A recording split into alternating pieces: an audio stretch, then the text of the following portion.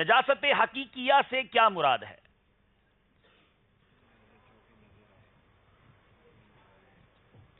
نجاست حقیقیہ سے مراد ہے ایسی نجاست کی جو نظر آ رہی ہو، جیسے کپڑا ناپاک ہو گیا، پیشاب یا پخانہ وغیرہ لگ گیا، اس کو نجاست حقیقیہ کہتے ہیں۔ نجاست حقیقیہ وہ ناپاک چیز ہے جو کپڑے یا بدن وغیرہ پہ لگ جائے تو ظاہر طور پر معلوم ہو جاتی ہے۔ جواب درست ہے۔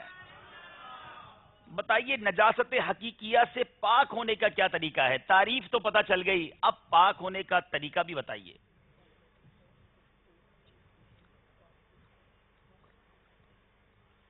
نجاست حقیقیہ سے پاک ہونے کا طریقہ یہ ہے کہ یعنی اس کپڑے یا بدن کو دھو کر پاک کر لیا جائے۔